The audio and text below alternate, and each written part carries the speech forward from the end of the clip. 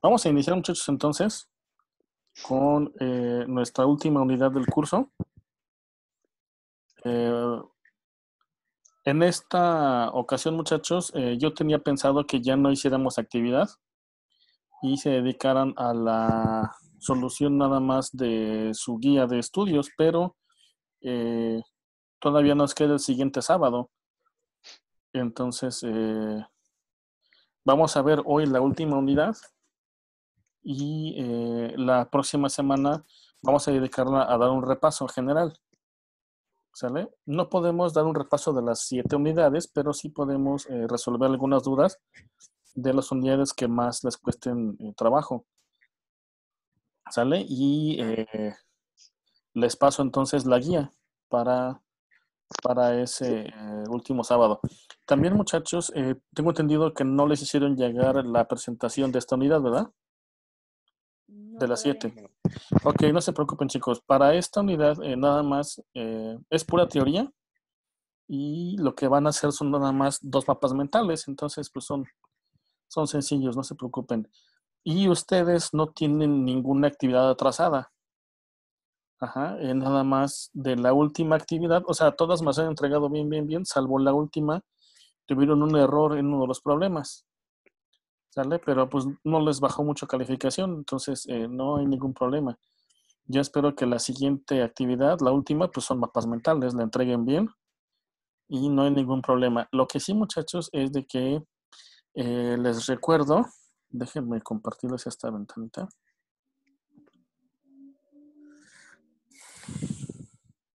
¿Ahí la ven, chicos? Sí. Sí. Que esta parte de participación habíamos quedado que era la solución de la guía. Entonces, chicos, como pueden darse cuenta, pues va a valer un 20% de su calificación. Entonces, la guía que les envíe yo el próximo sábado, que les mande el próximo sábado, esa tendrán que responderla para que tengan esos hasta 20 puntos de su calificación, ¿sale? Ujú. Eh, y ya con eso completemos los 100 puntos. Ya tienen la exposición, tienen las actividades que prácticamente con esta última, que no hay ningún problema, los tendrán también. Estos 20 son importantes de la guía que tienen que presentar. Y bueno, ya dependerá de ustedes en el examen final cómo salgan. Que también yo todavía no lo he capturado, pero pues yo creo que también no va a ser muy complicado. ¿Sale? Entonces, chicos, pues los felicito. Hasta ahorita van trabajando muy bien. Eh, no tengo ninguna preocupación con ustedes. Nada más sí hay que darle el último jalón al final con la guía y el examen, ¿no? Porque ahí son 50 puntos de su calificación. Prácticamente si salimos mal en esos dos, pues ya estuvo que no le hicimos. ¿Sale, chicos? Sí. Entonces vamos a iniciar con nuestra última. Bueno, les voy también a compartir Hasta ahorita, muchachos, ustedes tienen de promedio 9.25 los dos. ¿Sale? Nada más este promedio, recuerden que nada más es un porcentaje de 30 puntos de su calificación. ¿Sale? La guía cuenta otro 20, el examen final otros 30 y su exposición, que esos ya tienen los puntos ya ganados. Entonces, chicos, como pueden ver, pues ya la llevan de gane. Ya nada más es darle un último empujón al final y con eso la libramos. Entonces, vamos a iniciar entonces con nuestra sesión de hoy, que, chicos, corresponde a estimación y muestreo. Ajá, estimación, muchachos, que se refiere no a que estimes a alguien, sino a que estimes más o menos en dónde caerá tu valor aproximado. Ajá, este, esta estimación puede ser de dos formas. puedes estimarlo de forma puntual, es decir, dar un valor específico, de qué lo estás esperando, o puedes dar también un intervalo para decir, bueno, yo siento que va a caer entre este y este valor. Por ejemplo, yo si abordo un taxi aquí en cualquier parte de la ciudad, más o menos estimo cuánto me debe de cobrar hacia dónde voy. Y más o menos se establece un intervalo. A ver, yo voy a ir del centro y voy a ir al Seguro Social que está en Plan de Ayala. Entonces me debe de cobrar más o menos entre 40 y 50 pesos, por decir algo, ¿no? Y entonces ya estás estableciendo ese intervalo. Estás dando un cierto colchón en el que dices, entre este y este valor va a caer lo que yo estoy pensando que va a suceder. Si fuera una estimación que exacta, puntual, tú dirías, bueno, yo creo que me va a cobrar 50 pesos. ¿Sale? Y obviamente es más probable que le atines cuando estableces un intervalo que cuando dices puntualmente qué va a suceder. ¿Sale, chicos? Eso es a lo que se refiere con una estimación. Entonces, iniciamos. Como concepto de estimación, muchachos, dice, en inferencia estadística se llama estimación al conjunto de técnicas que permiten dar un valor aproximado de un parámetro de una población a partir de los datos proporcionados por una muestra. Esto, muchachos, recuerden que ya hicimos el muestreo, ya determinamos todos los valores necesarios, como medias, medianas, desviaciones, cálculos de probabilidad y al final hacemos de todo eso alguna inferencia. Y obviamente basados ya en nuestros resultados. Y entonces ese valor aproximado que tú puedas establecer a través de esa inferencia, pues es el que vas a decidir, ya sea de estas dos maneras, de manera puntual o de manera de intervalos. Esa estimación que tú vas a hacer una vez que ya hiciste todo el análisis de la información, toda la parte de cálculo de esa información, de los datos estadísticos, y haces una inferencia dando un valor aproximado, eso lo puedes dar de una manera puntual o de una manera a través de intervalos, en donde la manera puntual o la estimación puntual, pues es un solo número que se utiliza para estimar el parámetro desconocido, es decir, el que vas a calcular apenas. Pero tú dices exactamente el valor que tú estás esperando que suceda. Y si tú estableces un intervalo, es decir, si haces la estimación pero a través de intervalos, entonces tendrás un rango de valores entre los cuales tú crees que va a caer ese parámetro que estás calculando. Yo, por ejemplo, supongamos que hago un análisis y digo de la población de México, de los muchachos entre 20 y 30 años, las personas que más fuman tienen entre 23 y 25 años. Entonces yo estoy estableciendo que mi parámetro va a estar en un rango de valores. Y tú estableces obviamente el rango. Pero obviamente, muchachos, este rango no es nada más decir, se me ocurre que entre este y este. Se determina a través justamente de los parámetros que calculamos en el análisis. Yo puedo decir, mi media poblacional está en 25 años y mi desviación son más o menos 3. Entonces mi rango va a ir del 25 menos 3 a 25 más 3. Entonces iría de 22 a 28. Esa es la manera en cómo tú vas a establecer esos intervalos. No es nada más de que yo creo que sea de aquí a acá. O sea, es decir, si estableces el intervalo, pero utilizando los datos que ya calculaste originalmente en todo tu procedimiento estadístico, ¿no?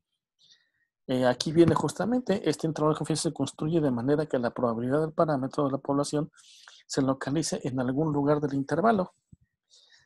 Es decir, tú estableces ese intervalo esperando que el parámetro que tú vas a calcular caiga justamente en alguna parte de ese intervalo. No quiere decir que sea exactamente a la mitad. Puede ser muy pegado al límite inferior, muy pegado al límite superior, pero no importa, siempre y cuando caiga en ese intervalo. Y esto, muchachos, esta estimación, esta comprobación de que caiga en ese intervalo de valores o que sea puntual y se ajusta la que estás calculando, eso te va a ayudar a rechazar o aceptar hipótesis. Ajá. Si tú esa inferencia que estás haciendo después de todo lo que investigaste, se podrá aceptar o rechazar siempre y cuando ese parámetro calculado caiga en ese intervalo de valores o que sea igual al que tú puntualmente estableciste. Pero también podemos agregarle a esto un error. Ajá. Esta forma o este error se puede establecer o se puede estimar de dos maneras. Ajá. Por la extensión del intervalo y por la probabilidad de que el verdadero parámetro poblacional se encuentre dentro del intervalo. Es decir, tú vas a establecer el rango, pero siempre vas a tener un error. Entre más intervalo más grande tengas, obviamente pues, el error va siendo menor, pero también tu rango de confianza también va siendo menor. Y también puedes que tengas un error estableciendo el intervalo, ajá, es decir, los valores de los límites superior e inferior, y la probabilidad de que realmente el parámetro caiga en ese intervalo también puede tener un cierto error. Ajá, y ese error también es calculado, no es establecido. Ajá, vamos a ver más adelante, pero cuando tú dices, yo estimo con una confianza del 95% que mi parámetro va a caer de este a este rango. Ajá. Y entonces, al establecer el 95, estás tomando en cuenta un error del 5%. Uh-huh. Es decir, si lo vemos como una campana de Gauss, entonces de la campana tomas el 95% de ella y tú dices que entre este y este va a caer tu parámetro, pero también tendrás dos pedacitos de error en los cuales puede caer. Ajá, entonces eso también se calcula dependiendo la confianza que utilices. También, chicos, tenemos justamente para hacer una estimación, se utiliza un estimador. Ajá, el estimador normalmente es uno de los parámetros que calculamos dentro de todo el análisis estadístico, que puede ser, por ejemplo, la media o la desviación estándar. Cualquier estadístico de la muestra que se utilice para estimar un parámetro poblacional se conoce como estimador. Es decir, un estimador es un estadístico de la muestra utilizado para estimar un parámetro poblacional. La media de la muestra, o X barra, puede ser un estimador de la media de la población, mu, y la proporción de la muestra que se puede utilizar como un estimador de la proporción de la población. Ajá, entonces, puedes utilizar un parámetro de los ya calculados justamente para poder utilizarlo como un estimador y a través de él calcular tu intervalo, ajá, en el cual vas a decir que va a caer tu parámetro estimado. Aquí, chicos, tenemos una tablita haciendo o más bien tratando de ejemplificar o establecer un estimador en algunos casos. Tenemos aquí la población en la que estamos interesados. Ajá. Sería los empleados de una fábrica de muebles. Uh-huh. Los candidatos a gerente de la ciudad de Chapel Hill. O también los adolescentes de una comunidad dada. Esas tres son poblaciones en las que se supone que estamos haciendo algún estudio y algún parámetro que puedas utilizar de esa población puede ser, en el primer caso de los empleados, la rotación media de empleados por año. Es decir, en un año, ¿cuántas veces rotan de personal en esos puestos? Ajá. Entonces calculas la media y eso te puede servir como un parámetro de la población. En el caso de candidatos a gerente, puedes tener también como parámetro la educación formal que hayan tenido, ajá, y sacas la media en años. Ajá, si estudió, no sé, 25 años, si estudió 20, 23 o si nada más 17, o cuántos años estudió formalmente, es decir, universidades, escuelas, y calculando la media, puedes establecerlo como un parámetro de medición. Y en los adolescentes de una comunidad dada puede ser la proporción que tiene antecedentes penales. Ese también puede ser un parámetro que puedas medir. Ujú. ¿Cuál sería el estadístico que se utilizaría como estimador? Para este primer caso de los empleados de la fábrica de muebles, la rotación media de empleados en un mes. Ajá, ya siendo más específicos, ajá, primero estamos estableciéndolo por año, ajá, como un parámetro nada más para estimar, pero ya el estadístico ya calculado para hacerlo como estimador sería la rotación por mes. Ajá. En el caso de los candidatos, la educación formal media de cada quinto solicitante, es decir, de los candidatos, cada 5 candidatos vas a hacer eh, el cálculo o el estimado de su educación formal media. Ajá. Aquí quedamos que era la media de toda la población y aquí nada más la media de la muestra. Uh-huh. Y en el caso de los adolescentes de la comunidad, la proporción de una muestra de 50 de ellos que tiene antecedentes penales, es decir, de toda la comunidad de adolescentes, eh, vas a sacar nada más la muestra de 50 que tengan antecedentes penales. Ajá, y ese será como tu estadístico. ¿Y cuál sería la estimación? Suponiendo que la rotación media de empleados por un mes haya sido, perdón, por año haya sido 8.9% de rotación, la cantidad de años que estudiaron formalmente son 17.9 y el 2% de la población tiene antecedentes penales. Sí, chicos, ese es un ejemplo más o menos de cómo se irían aplicando o ejemplificando cómo podrías tomar los estimadores en cada uno de los casos. Obviamente, esto va a ir variando dependiendo los estudios que le hagas a la muestra, ¿no? Ahora, chicos, para seleccionar un buen estimador, hay que tener en cuenta 4 aspectos muy importantes. Primero, que sea un estimador insesgado. ¿Alguien, chicos, sabe qué significa o a qué se refiere con insesgado? No. No, profe, la verdad no. ¿No? Supongamos que usted, Emanuel, tiene un negocio de pinturas, ajá, y Sí, trabaja para una compañía, digamos la Firestone, ¿sale? La que hace llantas. sí. Y trabaja usted en el almacén. Y entonces le piden que pinte en, en el piso unas líneas de divisiones en las que va a ir cada lote de llantas. Ajá.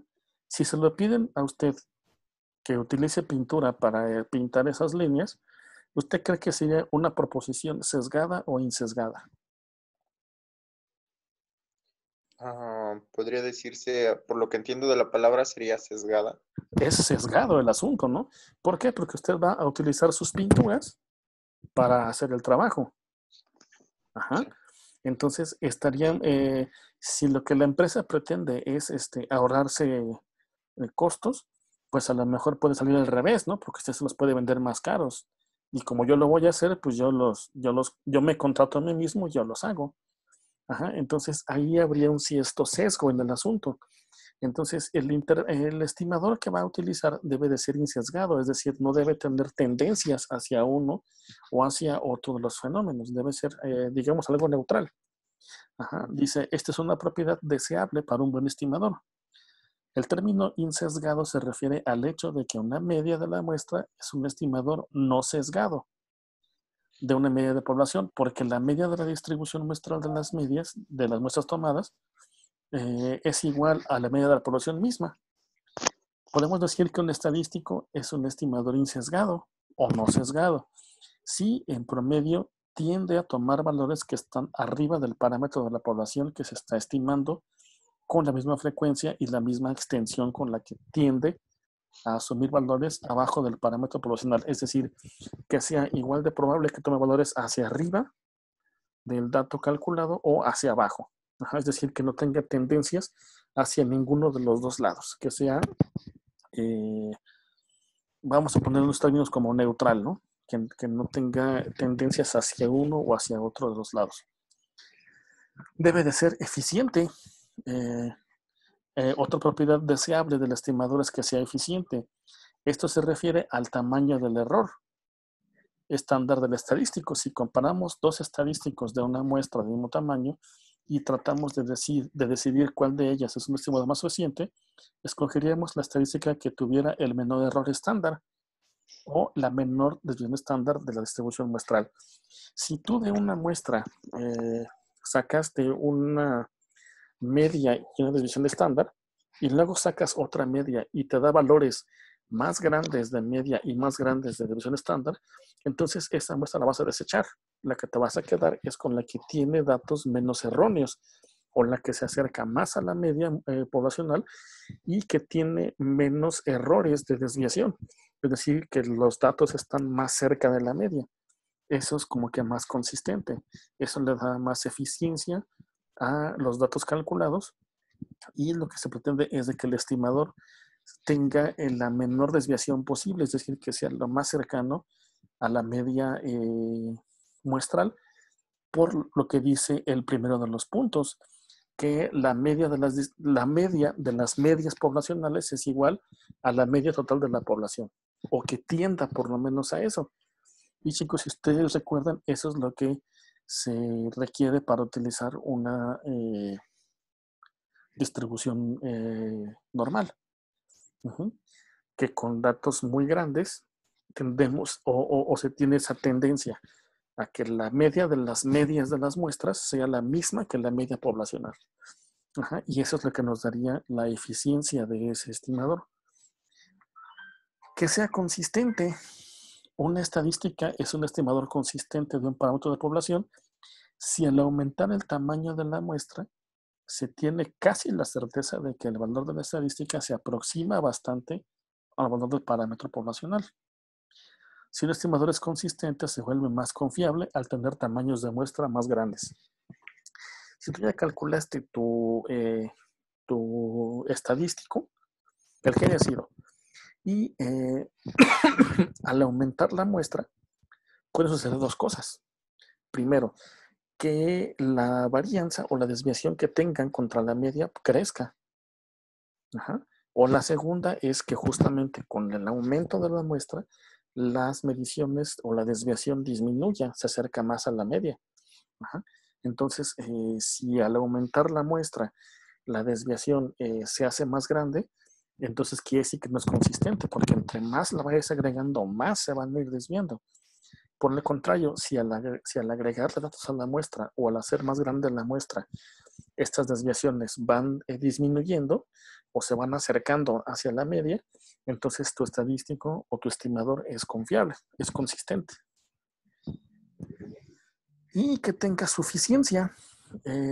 Un estimador es suficiente si utiliza tanta información de la muestra que ningún otro estimador puede extraer información adicional acerca del parámetro de la población que se esté estimando. ¿A qué se refiere, chicos, con suficiente? Que el estadístico te puede dar información acerca de muchas cosas que estés estudiando. Por ejemplo, chicos, no sé si les había comentado, pero por ejemplo, yo cuando hice mi tesis de maestría de educación, yo utilicé algunos estadísticos ya calculados. Es decir, yo no los calculé, ya los había calculado el INEGI. Y había un dato promedio, una media poblacional, perdón, de el porcentaje de alumnos que salen de secundaria y entran a la prepa. Y resultó que del 100% de alumnos que sale de la secundaria, solamente el 12% entran a prepa. Entonces, ese estadístico está calculado y ahí está el número, nada más. Pero de ese número puedes sacar muchas inferencias. Una puede ser que el nivel educativo en México, por consiguiente, debe ser malo. Otro, que Los alumnos o las personas entre esas edades ya no les interesa estudiar. Al no estudiar, no consiguen un buen empleo y por tanto el nivel económico será medio o bajo. Se va a dedicar a el dinero fácil, a robar, a asaltar, a delinquir o a vender pues, fayuca o cositas de esas o no sé, dedicarse al mercado informal. Va a crecer el mercado informal. Es decir, puedes inferir muchas cosas a partir nada más de un solo dato. Entonces, si ese estimador te da tanta información como tú necesites, le da suficiencia a ese estimador. Si ese estimador nada más te permite concluir de él una o dos cosas o tres cositas, pues es bueno, pero no es suficiente. Te tiene que dar más información acerca de lo que estés investigando. Entonces, esto es lo que debe de cumplir un estimador para poder seleccionarlo. Es decir, tú debes tomar en cuenta estas 4 cosas para poder utilizar esa medida como un estimador. Y chicos, entonces, retomando los estimadores puntuales y por intervalos, las estimaciones puntuales nos dice que la media de la muestra es el mejor estimador de la media poblacional. Ajá. Es insesgado, es consistente, es el más eficiente de ellos y siempre y cuando la muestra sea suficientemente grande, entonces también será, ¿cuál era el último? Suficiente. ¿Sabes, chicos? Entonces, en el caso de las estimaciones puntuales, la media es la que nos pueda ayudar a establecer como un estimador. Ajá. También, muchachos, se puede utilizar la varianza. Ajá. También sabemos, chicos, que si conocemos la media, entonces también podemos calcular una varianza, en cuyo caso también nos podría servir como un estimador puntual. Ajá. Pero aquí, muchachos, nada más, como es puntual y es un solo valor, puedes nada más establecer o la media o la desviación como estimador. Ajá. En el caso de los intervalos, entonces tendrías que utilizar ambas mediciones. Ajá. Primero la media y más o menos una desviación o un sigma para establecer los intervalos en los cuales vas a decir que va a caer tu dato que vas a calcular, ¿no? Y en esas funciones de intervalos, el propósito de tomar muestras es conocer más acerca de la población. Obviamente, chicos, entre más grande sea la población, más se acerca a la población misma. Es decir, si tú tienes 1000 personas y tu muestra original es de 100 y luego le agregas a 200, a 500, entonces te vas acercando más a la población misma, entonces va siendo más confiable tu medición. Obviamente corres el riesgo de que tus estimadores también se vayan haciendo más grandes, ¿no? En cuyo caso te estás arriesgando a que tus conclusiones no sean del todo confiables. Podemos calcular esta información a partir de las muestras como estimaciones puntuales o como estimaciones por intervalos. Una estimación de intervalo describe un rango de valores dentro del cual es posible que esté el parámetro de la población. Chicos, es lo que te decíamos, ¿no?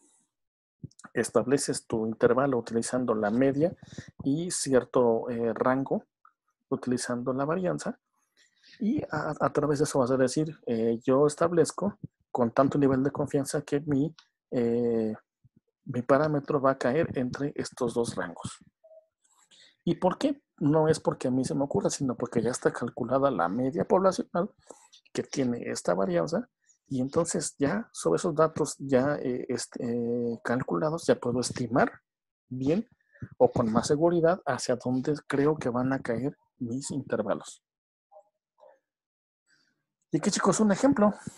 Dice, suponga que el director de estudios de mercado de una fábrica de refacciones automotrices necesita hacer una estimación de la vida promedio de las baterías para automóvil que produce su compañía.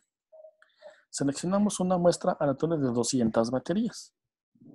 Registramos el nombre y dirección de los propietarios de los automóviles. Como están en los registros de ventas y entrevistamos a estas personas con respecto a la duración de la batería de su automóvil, Nuestra muestra de 200 usuarios tiene una vida media de las baterías de 36 meses. Es decir, ya hiciste el estudio de esas 200 personas y resultó que las baterías tienen una vida útil en la media de todos de 36 meses. Si utilizamos la estimación puntual de la media de la muestra, es decir, de X barra, como el mejor estimador de la media poblacional mío, informaríamos que la vida media de las baterías de las empresas tiene 36 meses. Nada más usando la media, que es lo que hace rato veíamos, que es el mejor estimador puntual que puedes tener. Entonces, le dirías al gerente, ¿sabes qué? Al director, ¿sabes qué? La vida media de tus baterías es de 36 meses. Ahí, chicos, fíjense que estamos diciendo exactamente una cantidad. Estás estimando puntualmente una cantidad. Pero el director también pide una conclusión acerca de la incertidumbre que acompañará a esta estimación. Es decir, una afirmación acerca del intervalo dentro del cual es probable que esté en la media de la población desconocida. Para proporcionar esta información, necesitamos encontrar el error estándar de la media. Entonces, nuestro tamaño de la muestra de 200 baterías es suficientemente grande para poder aplicar el teorema del límite central, que es lo que vimos en la clase pasada. Para medir la extensión o dispersión de nuestra distribución de medias muestrales, podemos utilizar la siguiente fórmula. Y esto, chicos, si ustedes recuerdan, es lo que utilizamos para calcular la desviación muestral, que dividíamos entre la raíz de 100. No sé si ustedes recuerdan. Y esa desviación entre la raíz de la población ya nos daba la desviación típica, pero nada más de la población. ¿Sale? Suponga que ya se estimó la desviación estándar de la población de baterías y se informó que es de 10 meses. Y entonces, con esta desviación estándar podemos calcular el error. Y entonces dividimos la desviación estándar que habíamos sacado, que es de 10 meses, entre la raíz de la muestra, que son 200 baterías. Entonces eso nos da 10 entre 14.14, 0.707 meses. Ahora podemos informar al director que nuestra estimación de la vida útil de las baterías de la compañía es 36 meses y que el error estándar que acompaña a esa estimación es de 0.707. En otras palabras, la vida útil real para todas las baterías puede estar en alguna parte de la estimación del intervalo comprendida entre los 36 meses menos 707, que serían 35.293, y los 36 meses más el 707, que sería 36.707 meses. Entonces, chicos, ahí fíjense cómo estás utilizando para establecer el rango las dos cosas, la media y más o menos una desviación. Pero aquí, chicos, nada más estamos utilizando una desviación. Es decir, una vez el valor que sacamos de la varianza muestral. Esto es útil, pero no es suficiente información para el director. Necesitamos calcular la posibilidad de que la duración real de las baterías esté en este intervalo o en otros intervalos de diferentes anchos que podemos coger. Más o menos 2 sigmas, más o menos 3 sigmas, o según tú las que quieras agregarle. Si le agregas más o menos 2 sigmas, es decir que vas a multiplicar este valor por 2 y le vas a sumar y a restar a la media, a 36, menos 2 veces lo que te dio de la desviación y más 2 veces lo que te dio la desviación. Si utilizas 3 desviaciones, entonces sería la media, 36 meses, menos el valor de la desviación por 3 y más el valor de la desviación por 3, es decir, estás haciendo más ancho el rango. ¿Vale, chicos? Para esto, muchachos, para poder, una vez que tienes tus intervalos ya calculados, también puedes utilizar lo que es un intervalo de confianza. En estadística, la probabilidad que asociamos con una estimación de intervalos se conoce como nivel de confianza. Esta probabilidad indica qué tanta confianza tenemos de que la estimación del intervalo incluya al parámetro de la población. Una probabilidad más alta implica una mayor confianza en la estimación Los niveles de confianza que se utilizan con más frecuencia son 90%, 95% y 99%. Pero somos libres de aplicar cualquier nivel de confianza. Y aquí, muchachos, también ya tenemos algunas tablas de distribuciones ya establecidas para estos niveles de confianza, para 90, 95 y 99%. Entonces, chicos, ¿a qué se refiere ese intervalo de confianza? Pues al rango de la estimación que estamos haciendo. Por ejemplo, aquí en la figura tenemos una, digamos, ejemplificación o un gráfico que nos da a entender a qué nos referimos con una confianza del 95%. Es decir, que aquí tenemos que de la campana, el 95% es donde estimamos que va a caer nuestro intervalo, o más bien nuestro parámetro que vamos a calcular. Si utilizas un 99%, entonces estás ampliando todavía más hacia acá este rango y más hacia acá este rango. Es decir, vas a utilizar del 100 de la campana el 99%. Y si estimas con un 90, entonces estos intervalos deben reducirse más y solamente de la campana estarás utilizando el 90% y estarás dejando 10% para el error. ¿Sale? Aquí dejas un error más pequeño, 2.5 y 2.5, porque tienes 95 de confianza y 5 de error. Pero el 5 de error se va a distribuir normalmente en dos pedacitos, las dos partes de la campana, las dos colas, tanto la izquierda como la derecha. Y entonces aquí tendrás la mitad del error y aquí la otra mitad del error. Aquí también tienes el 90 de confianza y tu error es del 10. Entonces sería el 5% de esta cola y el 5% en esta cola. ¿Sabes, chicos? Si informamos que tenemos el 90% de confianza de que la media de la población de ingresos de las personas que viven en una comunidad está entre 8,000 y 24,000 pesos, entonces el rango será de 8,000 a 24,000. Ese es nuestro intervalo de confianza. A menudo, sin embargo, déjenme quitar esto de aquí que está estorbando. Ya. Expresamos el intervalo de confianza en términos de errores estándar, más que con valores numéricos. Así expresaremos los intervalos de confianza de esta forma. La media más menos una cantidad de desviaciones. En donde la media más sigma es el límite superior del intervalo de confianza y x menos este sigma será el límite inferior. Lo que te decíamos, si le agregas más menos un sigma, entonces estarás haciendo más ancho tu intervalo. Si agregas 2 veces sigmas, entonces estarás haciendo más ancho y sucesivamente. De manera que ese más menos ese sigma será, en el caso del límite inferior, la media menos ese valor y el superior será la media más ese valor. A ver, chicos, ya se está terminando el tiempo de esta sesión. Voy a pararle aquí y ahorita les mando el link para una segunda parte para terminar nada más lo que corresponde al muestreo. ¿Sabes, chicos? Sí, está bien. Entonces no me despido, nos vemos ahorita. Les mando por WhatsApp el link, ¿sale? Sí. No se vayan a ir.